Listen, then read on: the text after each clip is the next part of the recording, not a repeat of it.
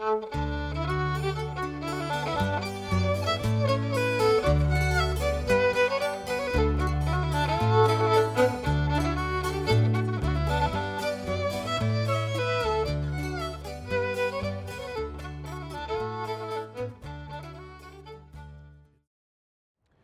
was here at the Old Melbourne Jail in Russell Street on the morning of the 11th of November 1880 that Ned Kelly was led to the gallows.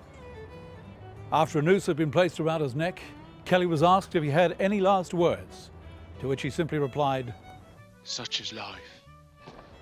A few seconds later, Kelly's lifeless body hung at the end of a rope. Following his execution, Kelly's headless body was buried here in the grounds of the Old Melbourne Jail. Later, his skull was placed in a showcase in the jail's museum, from which it was later stolen and has never been recovered.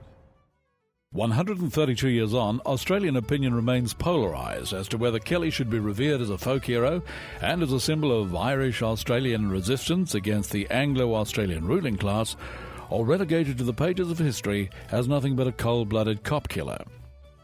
Kelly once described himself as a defender of the oppressed, a claim that clearly struck a chord with 32,000 people in Melbourne who just days before his execution signed a petition demanding that his life be spared. But an editorial published by The Age 2 days after Kelly's hanging said precisely those who plead that Kelly was a creature of circumstance and that we're all moulded by our surroundings ought to understand that society is bound to put the brand of failure upon crime.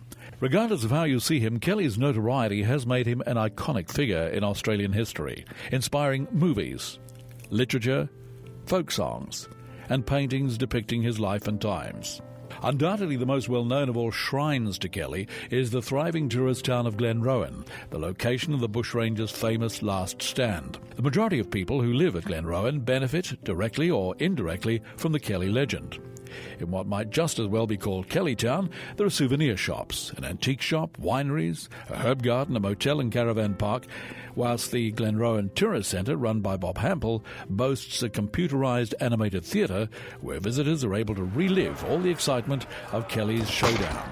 It's here that visitors learn that Kelly's remains were subsequently exhumed and reinterred at the notorious Pentridge prison, and that after that prison's official closure in May 1997, 24 skeletons were exhumed, and that after a 20-month investigation, Kelly's skeletal remains were positively identified by DNA testing at the Victorian Institute of Forensic Medicine. On the 18th of January 2013, a Catholic funeral mass for the bushranger, organised by descendants of the Kelly family, was held at St Patrick's Church in Wangaratta.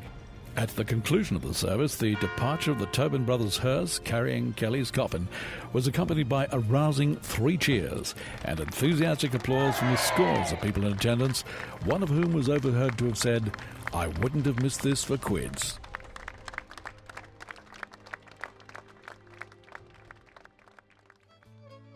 Later, in the presence of descendants of the Kelly family, Ned's coffin was interred here at the Greta Cemetery, leaving many to ponder the question, is this the final chapter in the Kelly story, or will the legend live on?